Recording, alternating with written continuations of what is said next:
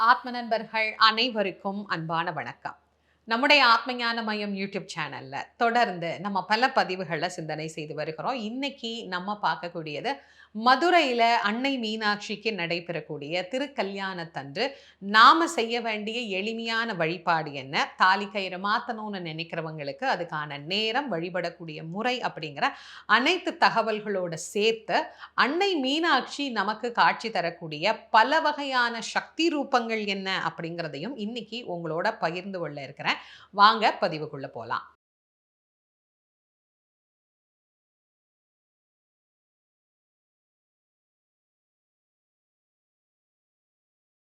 ஒவ்வொரு ஆண்டும் மதுரையில நடைபெறக்கூடிய சித்திரை திருவிழாவினுடைய ஒரு அழகான நிகழ்வு நாள் தான் அன்னை மீனாட்சியினுடைய திருக்கல்யாண நிகழ்வு.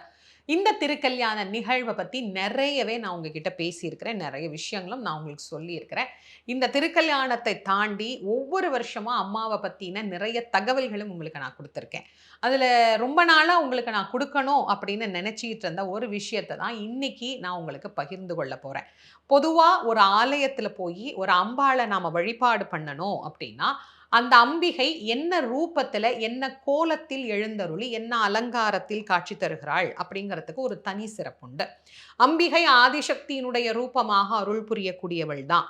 ஆனா அந்த அம்பிகை ஒவ்வொரு காலத்திலேயும் ஒவ்வொரு சக்தி ரூபத்துல மாறி அருள் புரிகிறாள் அப்படின்னா, ஒரு சில ஆலயங்கள்ல மட்டும்தான் இந்த மாதிரி அபூர்வமான தரிசனங்கள் அப்படிங்கிறது அமையும்.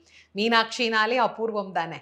அப்போ அதிசயமும் அபூர்வமும் நிறைந்த அன்னை மீனாட்சி ஒவ்வொரு நாளும் 8 வடிவமான ரூபத்துல 8 வகையான சக்திகளினுடைய கோலத்துல நமக்கு காட்சி தருகிறாள். ஒவ்வொரு காலத்திலும் ஒரு ஒரு கோலத்திலும் வழிபாடு செய்கின்ற போது ஒவ்வொரு வகையான பலன்கள் நமக்கு கிடைக்கிறது. இதுவரைக்கும் இந்த தகவல் உங்களுக்கு தெரியல அப்படின்னா இன்னைக்கு நீங்க அதை தெரிஞ்சுக்கணுங்கிறதுக்காக நான் சொல்றேன். ஒவ்வொரு அபிஷேகம் முடிஞ்சு அம்மாவுக்கு ஒவ்வொரு அலங்காரம் மாத்திர போதும் அந்த அலங்காரத்துக்கும் ஒரு சிறப்புண்டு. அவள் ஒவ்வொரு நேரத்திலேயும் ஒவ்வொரு வகையான தன்மையோடும் அவள் காட்சி தருகிறாள். அது என்னென்னங்கிறத உங்களுக்கு நான் முதல்ல சொல்லிடுறேன். அதற்கு பிறகு அதை பத்தி நான் உங்களுக்கு விளக்கப்படுத்துறேன். முதல்ல காலையில திருவனந்தல் அப்படின்னு சொல்லுவாங்க. அதாவது பள்ளியறையிலிருந்து அம்பாளை எழுப்புற அந்த காலத்துல மகா சோடசி அப்படிங்கிற சக்தி ரூபிணியாக அம்பாள் வந்து அங்கு காட்சி தருகிறாள். அதற்கு பிறகு பிராதசந்தி அப்படின்னு ஒண்ணு இருக்கு. இந்த பிராதசந்தி காலத்துல அம்பாள் பாலாவாகவே அங்கே காட்சி தருகிறாள். பாலானா யாருன்றது உங்களுக்கு தெரியும். நிறையவே நான் பாலாவை பத்தின பதிவு உங்களுக்கு கொடுத்திருக்கேன்.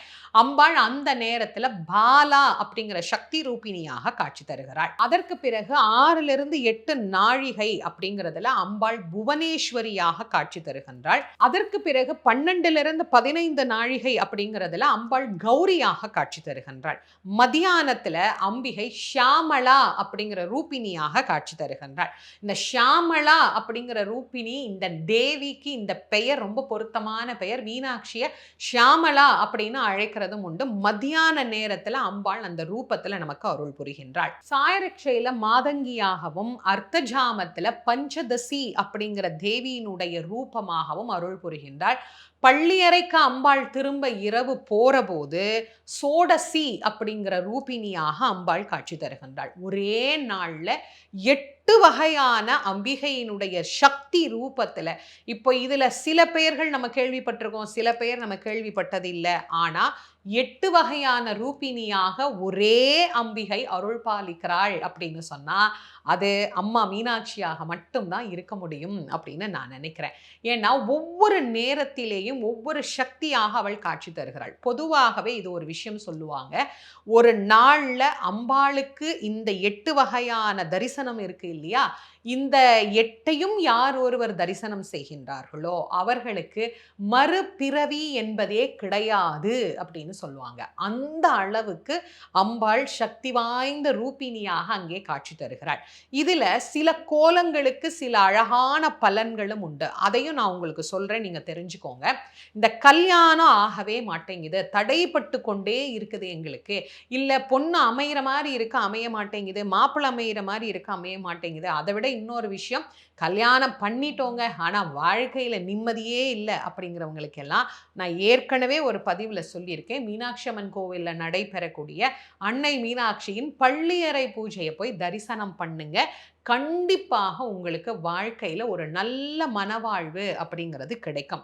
மீனாட்சியே போயி சொக்கநாதரை வரவேற்று பள்ளியறைக்கு அழைச்சிட்டு போற ஒரு காட்சி இங்க தான் நம்மளால பார்க்க முடியும். இத தரிசனம் பண்றவங்களுக்கு குடும்ப ஒற்றுமை, நல்ல திருமண வாழ்க்கை அப்படிங்கிறது இருக்கும். சோடசியாக அம்பாள் அங்கே காட்சி தரக்கூடிய ஒரு அற்புத ரூபிணியாக அந்த நேரத்துல அவள் அருள் புரிகின்றாள். அதே மாரி குழந்தை வேணும் அப்படின்னு நினைக்கிறவங்க, நான் பாலா அப்படின்ற ஒரு நேரத்துல அம்பாள் காட்சி தருவாள்ன்னு சொன்னேன் இல்லையா? காலையில அந்த நேரத்துல நீங்க வழிபாடு பண்ணீங்கன்னா, குழந்தைக்காக காத்திருப்பவர்களுக்கு அவளே அவளுடைய ரூபிணியாகவே ஒரு குழந்தை வந்து கண்டிப்பா கிடைக்கும். இது பல பேருக்கும் தெரியாத ஒரு விஷயம். குழந்தை வேணும்னு நினைக்கிறவங்க ஒரு முறை இதை நீங்க முயற்சி பண்ணி பாருங்க. அதே மாதிரி நல்ல செல்வம் பெருகணும், தொழில்ல நாங்க நல்ல வளர்ச்சி அடையணும் அப்படின்னு நினைக்கிறவங்களுக்கு அம்பாள் மாலை நேரத்துல வைர கிரீடம் சார்த்தி, தங்க கவசம் சாத்தி காட்சி தரக்கூடிய அந்த கோலத்தை நீங்க தரிசனம் பண்ணீங்க அப்படின்னா, நிச்சயமாக அம்பாள் உங்களுக்கு தொழில்ல ஒரு நல்ல வியாபார விருத்தியை கண்டிப்பா அவள் கொடுப்பாள். எனக்கு தெரிஞ்ச ஒரு நபர் வியாபாரமே இல்ல, எதுவுமே இல்ல, சாப்பிடுறதுக்கே வழி இல்ல அப்படின்னு இருந்த காலத்துல, அவர் செஞ்ச ஒரே ஒரு விஷயம் என்ன தெரியுமா? தினம் போய் அன்னை மீனாட்சிய தரிசனம் பண்ணிட்டு வருவார். நான் மதுரையில இருந்ததுனால கண்கூடாக என் கண்ணால பார்த்த விஷயத்த சொல்றேன். தினம் போய் அம்பாள தரிசனம் பண்ணிட்டு வருவார். எப்படிதான் அவருக்கு 3 வேளை சோறு கிடைக்கும் அப்படின்னு யோசிச்சவங்களுக்கே ஆச்சரியமா 3 வேளை சோறு, பிள்ளைங்களுக்கு கல்யாணம் பண்ற அளவுக்கு வசதி, பேர பிள்ளைங்களுக்கு செய்ற அளவுக்கு வசதி, கடனெல்லாம் அடைச்சு சௌகரியமா என் கண் முன்னாடியே அவர் வாழ்ந்ததை நான் பார்த்திருக்கேன். ஏன்னா அம்பாள் இந்தந்த காலத்துல, இந்தந்த கோலத்துல இப்படி அருள் புரிகிறாள் அப்படிங்கிறது நிச்சயமாக ஒரு மிகப்பெரிய பலனை எல்லாருக்கும் தரக்கூடிய ஒண்ணு. இதுவரைக்கும் நீங்க தெரிஞ்சுக்கல அப்படின்னா, இந்த பதிவின் மூலமாக நீங்க கண்டிப்பா தெரிஞ்சுக்கணுங்கிறதுக்காக தான் இத நான் சொன்னேன். இத்தனை சிறப்பும் உடைய அன்னை மீனாட்சியினுடைய திருமணம். எப்படி நம்ம வீட்ல ஒரு கல்யாணம் நடக்குது, நம்ம பொண்ணுக்கு ஒரு கல்யாணம் நடக்குதுன்னா, எப்படி நம்ம எல்லாரும் சந்தோஷமா எதிர்கொள்வோமோ, அதுபோல மதுரை மக்கள் அனைவரும் மகிழ்ச்சியாக மகாராணிக்கு நடக்கக்கூடிய இந்த கல்யாணத்த ஆவலோட எதிர்பார்த்து காத்துட்டு இருப்பாங்க. இந்த ஆண்டு என்னைக்கு நடக்குது? என்னைக்கு முகூர்த்த நேரம்? நாம தாலி கயிறு மாத்திக்கிறதுக்கான நேரம் என்னங்கிறத உங்களுக்கு நான் சொல்லிடுறேன். 28/4/2026 செவ்வாய்க்கிழமை அன்று காலை 8:35 8:59 உள்ள நமக்கு முகூர்த்த நேரம் அமைஞ்சிருக்கு. இந்த நேரத்துல நாம மாத்திக்கலாம். இந்த நேரத்துல மாத்த முடியல அப்படிங்கிறவங்க 9லிருந்து 10:30 வரைக்கும் மாத்திக்க வேண்டாம். அப்ப யமகண்டம் இருக்கு. அதை தவிர்த்து 10:35லிருந்து 11:30க்குள்ள மாத்திக்கலாம். நான் எப்பயுமே முகூர்த்த நேரம் மட்டும் தான் கொடுப்பேன். ஆனா கடந்த பல ஆண்டுகளுடைய பதிவுகள நான் பார்க்கிற போது, அதுல வந்து சில பேர் சொல்லியிருந்தீங்க, "அம்மா அந்த முகூர்த்த நேரத்த கவனிக்காம விட்டுட்டோம். வேற வேலை இருந்தது. அதனால அதுக்கு அடுத்து பக்கத்துல போய் உடனே மாத்தணும். 10 நிமிஷத்துல மாத்தணும். ஆனா அந்த நேரம் சரியில்ல. யமகண்டம் ஆயிருச்சு, ராகு காலம் ஆயிருச்சு. இந்த மாதிரி எல்லாம் இருக்கே. அதுக்கு அடுத்து ஏதாவது ஒரு நேரம் எங்களுக்கு சொல்லுங்க." அப்படின்னு கேட்டதுனால, இந்த ஆண்டு நான் உங்களுக்கு 2 நேரம் சொல்லியிருக்கேன். இந்த நேரத்த நீங்க எத சரியா முதல்ல பயன்படுத்திக்கணும்னா, அம்பாளுக்கு திருமாங்கல்ய தாரணம் ஆகிற அந்த முகூர்த்த நேரத்த நீங்க தவறாம பயன்படுத்திக்கோங்க. செவ்வாய்க்கிழமை அப்படின்னு சொன்ன உடனே நெறைய பேருக்கு ஒரு சந்தேகம் வந்திருக்கும். செவ்வாய்க்கிழமை மாத்திக்கலாமா? அப்படின்னு தாராளமா மாத்திக்கலாம். ஒண்ணும் தப்பே கிடையாது. கயறு எப்பல்லாம் மாத்திக்கணும், எப்படி மாத்திக்கணும் அப்படின்னு யோசிக்கிறவங்களுக்கு, இந்த செவ்வாய்க்கிழமை, வெள்ளிக்கிழமைனாலே ஒரு பயம் வரும். செவ்வாய்க்கிழமை தாராளமா மாத்திக்கலாம். ஒண்ணும் தப்பில்ல. அதுவும் அம்பாளுக்கு திருக்கல்யாணம் நடக்கிற நேரத்துல மாத்திக்கிறதுல எந்த தோஷமும் கிடையாது. எந்த தப்பும் இல்ல. அது ரொம்ப நல்ல நேரம். மீனாட்சியே தாலி வாங்கிக்கிற நேரம். அப்ப நீங்க யோசிச்சுக்கோங்க, நம்ம தாலி கயிறு மாத்திக்கிறதுல என்ன பிரச்சனை இருக்கு? அவளே தாலி வாங்கும்போது எப்படி வாங்குறா? அந்த நேரத்த பார்த்து தானே வாங்குறா. அப்ப நாமளும் அந்த நேரத்துல தாராளமாக மாத்திக்கலாம். இதுல இன்னொரு விஷயமும் நான் சொல்லிடுறேன். பெண்கள் மாதவிடாயா இருந்தா மாத்தலாமா? அப்படின்னு சில பேருக்கு ஒரு கேள்வி இருக்கும். மாதவிடாயா இருக்கிறவங்க, நீங்க பூஜை அறைக்குள்ள போகாம வெளியில இருந்தே நீங்க கயிறு மாத்திக்கிறதுனா மாத்திக்கலாம். கர்ப்பமா இருக்கிறவங்களுக்கு எப்போதும் சொல்வேன், சில வீட்ல 3 மாசத்துக்கு மேல மாத்த மாட்டாங்க. சில வீட்ல 5 மாசத்துக்கு மேல மாத்த மாட்டாங்க. இந்த வழக்கம் இருக்குன்னா, இந்த வருஷம் விட்டுடுங்க. குழந்தைலாம் பிறந்ததுக்கு அப்புறமா நீங்க மாத்திக்கலாம். இப்ப கண்டிப்பா மாத்தணுமான்னு கேட்கிறவங்களுக்கு எப்போதும் என்னுடைய பதில், மாத்தணும் அப்படின்னு நினைக்கிறவங்க மாத்திக்கோங்க. இல்ல இப்பதான் மாத்தினோம் அப்படிங்கிறவங்க வழிபாடு மட்டும் பண்ணிக்கோங்க. அம்பாளுக்கு எளிமையா ஏதாவது ஒரு பாயாசமோ, சர்க்கரை பொங்கலோ, இல்ல ஒரு பழமோ, வெத்தல பாக்கோ வச்சு நைவேத்தியம் பண்ணிக்கோங்க.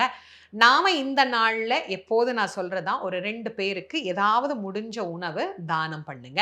கல்யாண நாள்ல கல்யாண குணநலன்களை நமக்கு தரணும். நம்ம வீட்ல சீக்கிரமா கல்யாணம் நடக்கணும் அப்படின்னு பிரார்த்தனை பண்ணிட்டு, சுமங்கலிகளுக்கு மஞ்சள் கிழங்கு, அப்புறம் தாலி கயிறு, குங்குமம் இதெல்லாம் நாம தானம் குடுக்கலாம். ரொம்ப ரொம்ப விசேஷமானது. இந்த பதிவுல உங்களுக்கு திருக்கல்யாணத்துக்கு தாலி கயிறு மாத்திக்கிற நேரத்த மட்டும் சொல்லாம, மீனாட்சிய பத்தின நிறைய தகவல்களும் நான் உங்களுக்கு சொல்லியிருக்கேன்.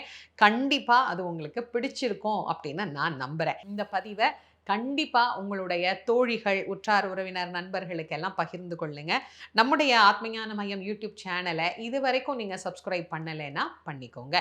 மீண்டும் மற்றும் ஒரு சிறப்பான பதிவில் உங்கள் அனைவரையும் சந்திக்கும் வரை உங்கள் அனைவருக்கும் நன்றியும் வணக்கமும் கூறி விடைபெறுவது திருமுருக வள்ளல் வாரியார் சுவாமிகளின் மாணவி தேசமங்கையர்க்கரசி. நன்றி, வணக்கம்.